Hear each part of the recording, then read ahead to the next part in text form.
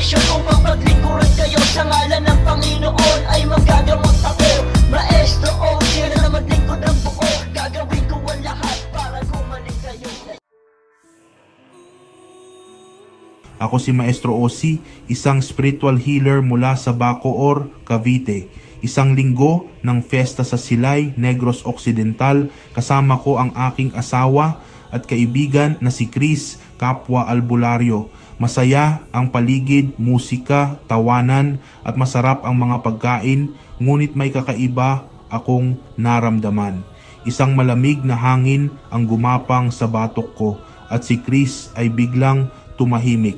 Napansin namin ang ilang tao, walang buhay ang mga mata, pilit ang mga ngiti.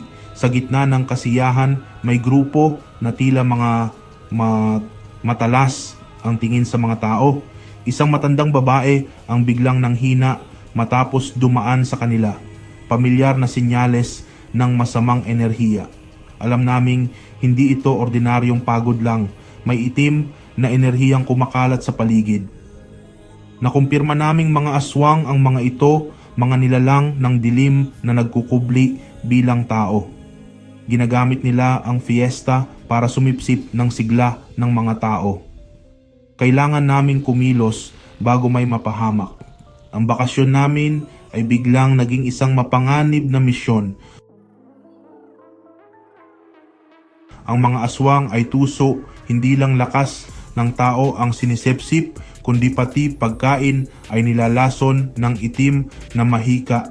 Sinumang kumain ay manghihina at magiging biktima. Kailangan naming ilantad sila. Inilabas ko ang medalyon, si Chris ang kanyang agimat at sabay kaming nag-orasyon ng pangdigma. Unti-unting nagapi ang itim na mahika at nakita namin ang tunay nilang anyo.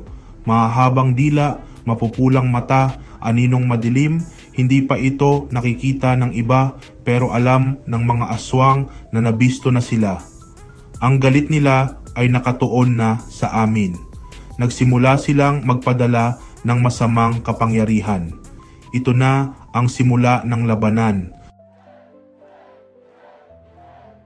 Bumuo kami ng proteksyon gamit ang mas malakas na orasyon at anting-anting. Isang liwanag ang pumalibot sa amin, sumasangga sa kanilang mga sumpa. Pinagsama ng mga aswang ang lakas nila, bumuo ng itim na enerhiya at itinutok sa amin. Sabay naming binigkas ang kontraorasyon, ang liwanag namin ay sumalubong sa dilim. Sumabog ang itim na enerhiya, bumalik sa mga aswang at napaatras sila. Ginamit namin ang pagkakataon para lalo silang pahinain. Nagpadala kami ng alon ng banal na liwanag. Isa-isa silang naglaho, tumakas sa dilim. Bumalik ang sigla ng mga tao sa plaza. Nagtagumpay kami, ngunit alam naming hindi pa tapos ang lahat. Ang mga aswang ay mapaghiganti. Sa bahay, naghanda kami, pinahiran ng sagradong langis ang mga bintana at pintuan, gumuhit ng mga simbolo at nagsabit ng mga bote ng langis bilang babala. Sa kalaliman ng gabi, kumulo ang mga langis. Nasa paligid na ang mga aswang. Narinig namin ang mga kaluskos at pagkamot, ngunit hindi sila makapasok. Ang aming proteksyon ay matatag. Napapaso sila sa bawat pagtangka. Umalingaw-ngaw ang kanilang mga ungol ng galit at sakit, ngunit nabigo silang makapasok. Kinabukasan, tahimik na ang lahat, may bakas ng pag-atake, ngunit ligtas kami. Muling nagtagumpay ang liwanag laban sa dilim. Ang mundo ay puno ng hiwaga, mag-ingat, hindi lahat ng ngiti ay totoo. Ako, si Maestro OC, nagpapaalala ang kaalaman ay sandata. Hanggang sa muli,